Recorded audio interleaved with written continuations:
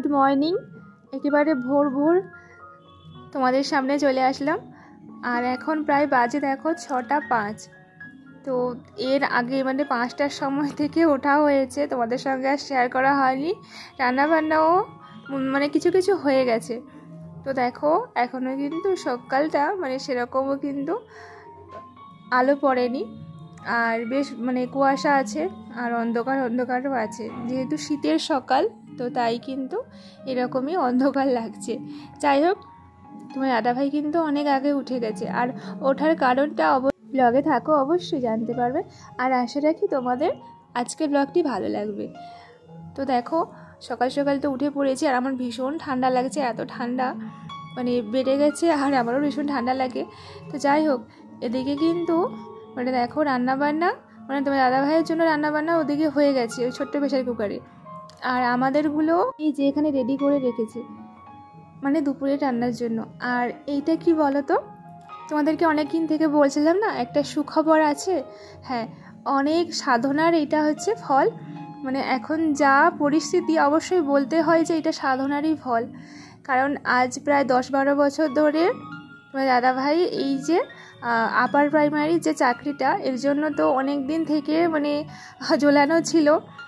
এই নিয়োগ হচ্ছে, এই ক্যান্সেল হচ্ছে, এই করে করে অনেকবার মানে 2বার প্যানেল বাতিল করেছে, 2বার নয় অনেকবারই বাতিল করেছে, পরীক্ষা নিয়েছে করে করে। যাই হোক, ওই যে বলে না সবুরের নেওয়া ফলে, আর সেটাই হয়েছে। দেখো আজকের জয়েনিং লেটারটা কাল এসছে রাতে, কালকে ছিল বৃহস্পতিবার আর আজকে শুক্রবার। ওই যে জয়েনিং লেটার নিয়ে ও যাচ্ছে স্কুলে জয়েন করতে।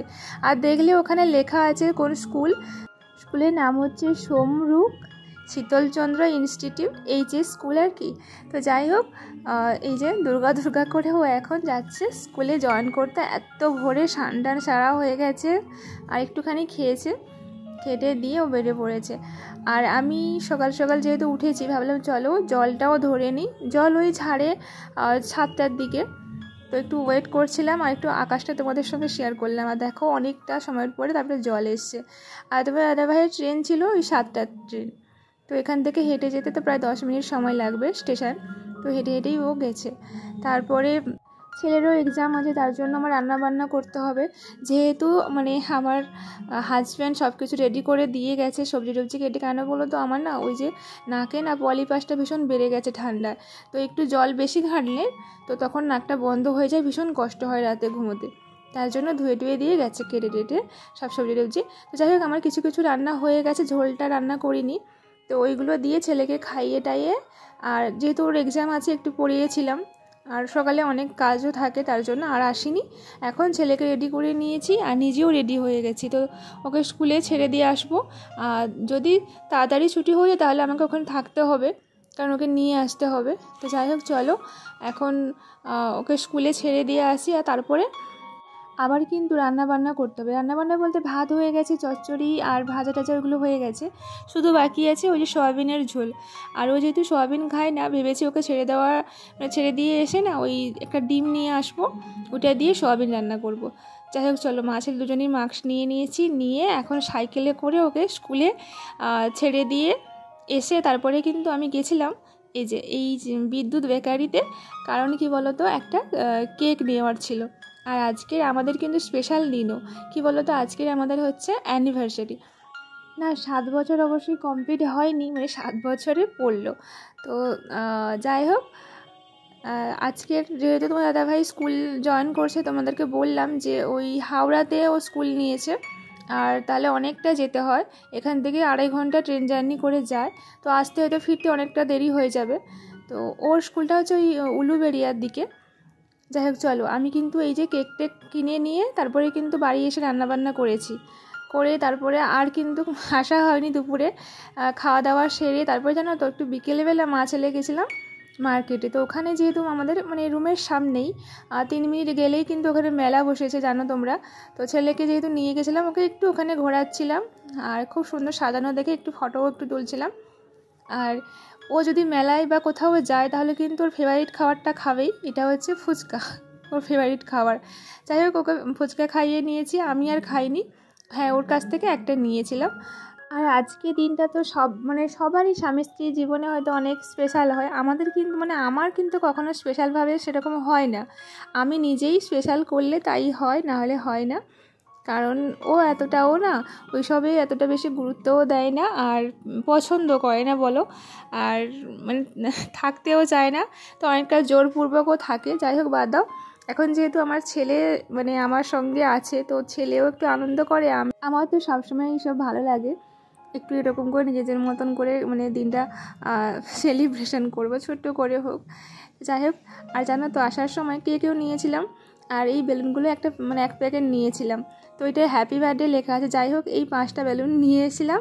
আর ছেলে দেখো এখানে ফোলাচ্ছিল, ভীষণ ভয় পাচ্ছে, কারণ আমি ওকে বলেছিলাম যে এগুলো বাস্ট করে যাবে, যার জন্য। তো যাই হোক, চলো এই বেলুনগুলো এখন ফুলিয়ে নিই। আর একটু কিছু না, ছেলের জিনিসপত্রগুলো ছিল ওই বার্থডের, ওইগুলো দিয়ে একটুখানি ডেকোরেশন করে নিয়েছি। আর এই বেলুনটা লাগাবো, একটু ভালো লাগে, মা ছেলে এরকম করে সময় কাটাচ্ছি। আর তোমার দাদাভাই কিন্তু এখনও আসেনি, এখন তো সন্ধে হয়ে গেছে। তোমাদেরকে জানাচ্ছি শুভ সন্ধ্যা। আর এই যে আমি এখানে একটাই মাত্র ফুলিয়েছি, তারপরে ওনার এখন প্রচুর সাহস জুগিয়ে গেছে। দেখো, ও কিন্তু বাকিগুলো 4টে না 5টা ছিল, সবগুলোই কিন্তু ও ফুলিয়েছে এইভাবে। আর বার্থডের জন্য না এগুলো আমি কিনে রেখেছিলাম, বেশ কাজেও দেয়। মাঝে মাঝে এরকম বেলুন টেলুন নিয়ে আসি, ছেলেও খেলা করে, আমারও বেশ ভালো লাগে। তো ওইভাবেই মা ছেলে কাটাই দিনটা। তো আজকে যেহেতু বললাম আমাদের বিবাহবার্ষিকী, তো একা একাই কিন্তু এরকম প্রত্যেক বছরই ও সারাদিন টিউশন স্কুল নিয়ে থাকতো, আর আমি এইভাবেই থাকতাম। আর রাত্রিবেলা হয়তো আসতো, এসেই একটুখানি মুখ দেখিয়ে দেওয়ার মতন এরকম করে, যাই হোক, ওই পার্টিসিপেট করতো আর কি। তো এবছর তো আরও এইরকমই, আরও সারাদিন তো বাড়িতেই নেই, সেই ভোরবেলা বেরিয়ে গেছে, আর ফিরেছে জানো তো ওই 8টার দিকে, আর 8টা বা 7:30টার দিকে ওরা ফিরেছিল। আবার এসেই আবার খেয়ে টেয়ে দিয়ে আবার টিউশনে চলে গেছে। তো আমি কিন্তু এদিকে দেখো রান্নাবান্নাও করে নিয়েছিলাম, বেশি কিছু করিনি, একটু চিকেন এনেছিলাম, চিকেন করেছি, আর একটু একটু ভাজা করেছি ওইগুলো।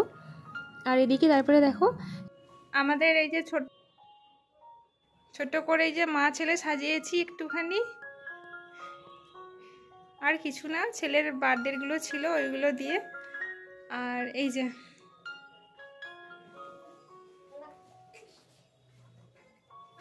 আমি রেডি হয়েছি, শাড়ি পরেছি একটু, আর একটু সাজুগুজু করেছি।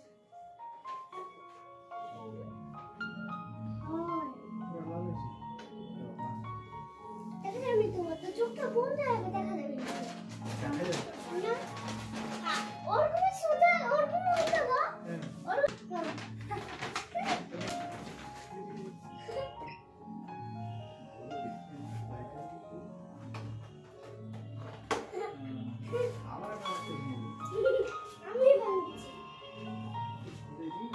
তারপরে এই যে আমি তো রেডি ছিলাম, অনেকক্ষণ ধরে মা ছেলে ওয়েট করেছিলাম, উনি টিউশন পড়িয়ে এখন এসেছেন অনেকটা লেট করে। আর ছেলে তো অনেকক্ষণ থেকে কেক কাটার জন্য ভীষণ আগ্রহ হয়েছিল, কারণ ও জানে যে ওর বার্থডে আজকে, আর ও তো যেহেতু ছোট, তাই ও কিছু বোঝেও না, তো সেরকম আর বোঝানোর কোনো কিছু দরকার নেই ওকে, আর কি করে আর কী বা বলবো ওকে। তো আমি বললাম যে হ্যাঁ ঠিক আছে, তোমারই বার্থডে, তার জন্য ও কেক কাটবে, দেখো বসে গেছে। আর এখানে যেহেতু হ্যাপি বার্থডে লেখা ছিল, সেটা কিন্তু আমি তুলে দিয়েছি। তো দেখো এই কেকটাই নিয়েছিলাম, আর ছোট করে একটা কেক নিয়েছি। তো এদিকে দেখো ওর বার্থডে, তো তাই ও ভীষণ কেক কাটার জন্য একেবারে উৎসুক হয়ে পড়েছে। আমার পরিবারে আমার সকল বড় বন্ধুদেরকে অনেক অনেক প্রণাম জানাই আমাদের আজকের এই দিনটাতে। সবাই কিন্তু আশীর্বাদ করবেন, আর আমার যারা বন্ধুরা, তো তোমাদেরকে অনেক ভালোবাসা। তো যাই হোক, তারপরে দেখো ওই যে খেটে দিয়ে এখন যাচ্ছি মেলাতে। একেবারে দেখো এই যে রুমের সামনে থেকে ওখানে সাজানো হয়েছে, আর আমাদের এখানে তো বাইক স্ট্যান্ড হয়েছে, দেখলাম গ্যারেজ হয়েছে। যাই হোক, চলো আজকে ব্লগটা কিন্তু এই পর্যন্ত। সকলে খুব ভালো থেকো, দেখা হচ্ছে নতুন আরও একটি দিনে।